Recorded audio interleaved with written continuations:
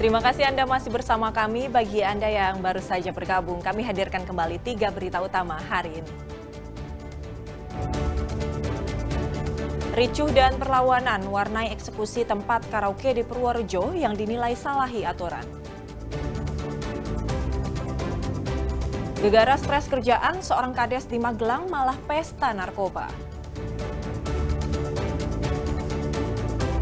Agar nilai jual tinggi, puluhan peternak di Salatiga ikut kontes kambing etawa.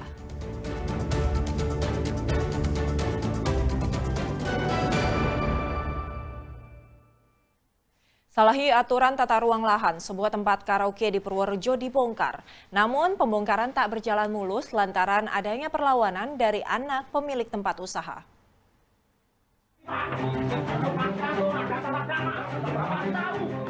Karena terus menghalangi petugas, pria ini akhirnya dibopong keluar dari gedung. Ia adalah putra pemilik tempat karaoke di Desa Kesugihan, Kecamatan Purwodadi, Purworejo.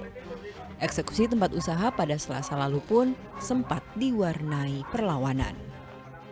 Di awal perjalanan tuh memang kami dulu ada teguran, Mas. Tapi yang saya heran itu kan dulunya kan ada 3 tempat kami, berarti tempat kami Jamrut ya, cuma itu yang di Nitan Oktopus punya adik sama punyanya Pak Dodo itu. Ya. Di samping itu kan juga banyak juga tuh Mas bangunan-bangunan di luar Purworejo ini yang katanya memang zona hijau tuh, tapi juga nggak ada tuh penindakan. Tapi kenapa kok kami di semena-mena seperti itu, ada apa dengan mereka itu sampai ujung sana itu bukan layak tanam toh. Walaupun pemerintah bilang itu lahan yang subur, yang notabene monggo silahkan karena pernah itu akan menggunakan kewenangan dia semena-mena juga bisa ngomong apapun kan bisa toh. Tapi intinya kalau saya sendiri yang merasa turun di sini waktu itu saya juga pamitan sama Pak Derajat sendiri bilang enggak apa-apa Mas, malah alhamdulillah tanahnya yang nggak bisa dipakai dimanfaatkan. Pembongkaran tempat karaoke ini lantaran tak memiliki izin soal usaha dan penjualan minuman keras. Petugas menyebut tanah di tempat bangunan karaoke ini berdiri seharusnya difungsikan sebagai lahan pertanian. Hal itu yang membuat pemilik karaoke dianggap melanggar Perda Nomor 10 Tahun 2021 tentang tata ruang lahan pertanian yang berkelanjutan. Senantiasa mematuhi aturan. Tentu yang pertama kita punya perda minuman beralkohol.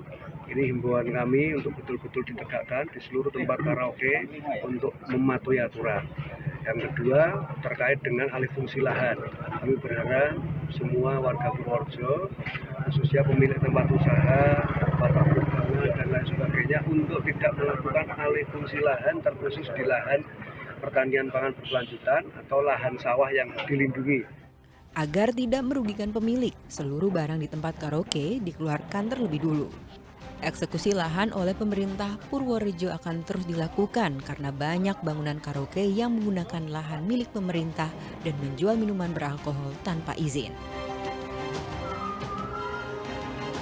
Pak Yudiono melaporkan dari Purworejo.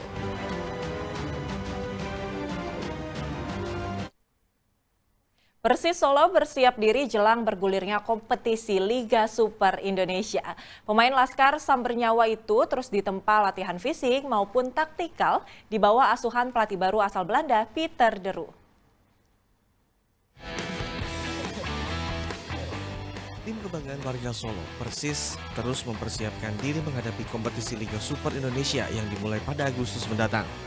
Jelang kompetisi itu, Laskar Sambernyawa melakukan perombakan.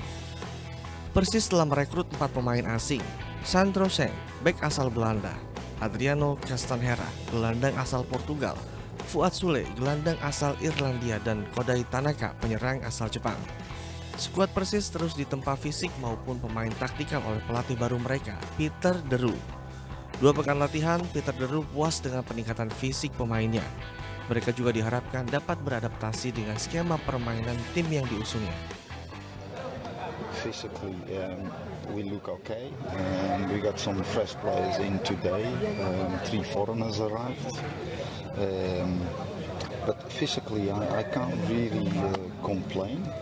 Tactically, obviously, the players need to adjust to a new coach who's going to play differently, and that's going to take a bit of time. Don't take that as an excuse because that's not how I mean it. But I know it's a process.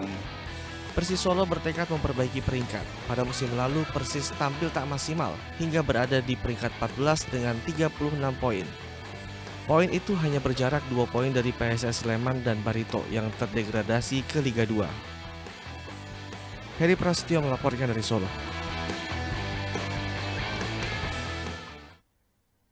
Nah, buat warga Jawa Tengah, khususnya Kota Semarang, apakah Anda merasa suhu akhir-akhir ini lebih dingin? Ternyata fenomena itu disebut bediding. Apa saja ya faktor penyebabnya? Berikut liputannya untuk Anda.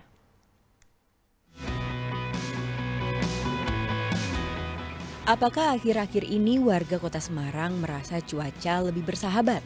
Udara lebih dingin dari biasanya, bahkan suhu di pagi hari bisa mencapai 21 derajat Celcius. Ternyata fenomena tahunan ini disebut bediding. Suhu dingin tiba-tiba terjadi saat jelang musim kemarau. Badan Meteorologi, Klimatologi, dan Geofisika Stasiun Amat Yani Semarang menjelaskan sejumlah faktor penyebabnya. Beberapa hari ini kita merasakan suhu udara yang sangat dingin, terutama di malam hingga dini hari ini disebabkan oleh beberapa faktor. Yang pertama, karena memang sudah mulai masuki musim kemarau. Kemudian aktifnya monsun Australia, yaitu angin timuran yang membawa udara kering dan dingin yang masuk ke wilayah kita. Kemudian yang terakhir ada keadaan cuaca yang cerah atau langit yang cerah dan juga tutupan awan yang minim, sehingga mempercepat perlepasan panas dari permukaan bumi ke atmosfer pada malam hari, sehingga terjadi penurunan suhu udara yang drastis pada malam hingga dini hari. Biasanya terjadi di bulan Juli hingga September, yaitu puncak-puncak musim kemarau. Wah, cukup lama juga fenomena ini akan dirasakan tak hanya warga Kota Semarang, tetapi juga wilayah lain di Jawa Tengah. Terutama kawasan pegunungan seperti daerah Merbabu, Slamet, hingga Dieng. Bahkan di kawasan Dieng, suhunya bisa mencapai 15 derajat Celcius sampai menimbulkan embun upas atau butiran es tipis yang menyelimuti permukaan tanaman. BMKG pun menghimbau masyarakat untuk menjaga kesehatan dan meningkatkan imunitas tubuh selama fenomena bediding berlangsung. Ali Muftagiri melaporkan dari Kota Semarang. Puluhan peternak di Salatiga mengikuti kontes kambing Etawa untuk meningkatkan nilai jual dan kualitas hewan piaraannya.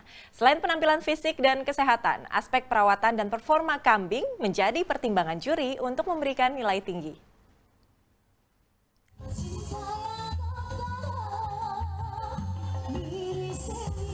Puluhan kambing Etawa diikat berjarak di rumah potong hewan Jalan Imam Bonjol Salatiga. Kemudian satu persatu kambing ini didatangi juri profesional untuk dinilai penampilan fisiknya, kesehatannya, keserasian hingga performa kambing. Perlombaan kambing tidak untuk umum, tetapi hanya peternak yang mendapat hibah bantuan bibit kambing peranakan Etawa dari Dinas Pangan dan Pertanian Salatiga. Kompetisi ini sebagai cara untuk memonitor perkembangan bibit kambing Etawa tersebut. Ada dua kategori yang dilombakan, yaitu kambing peranakan Etawa pejantan dan kambing peranakan Etawa calon pejantan. Selain fisik itu juga istilahnya gitu, karena itu kelihatan postur gitu. Jadi itu bobotnya lebih tinggi. Itu pasti, kan keserapannya harus dapat. Itu pasti. Udah berapa kategori yang dilombakan? Dua. Apa ya, itu tadi pejantan dan calon pejantan. Peternak menyambut baik kontes ini karena dapat meningkatkan nilai jual sekaligus kualitas ternak. Gimana yo?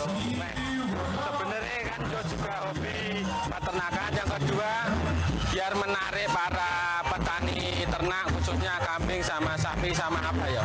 Biar tambah gitu kemajuan, terus meningkatkan harga kambing. Selain itu, kontes kambing Etawa juga sebagai ajang silaturahmi dan berbagi pengalaman antar peternak. Yulianto melaporkan dari Salatiga.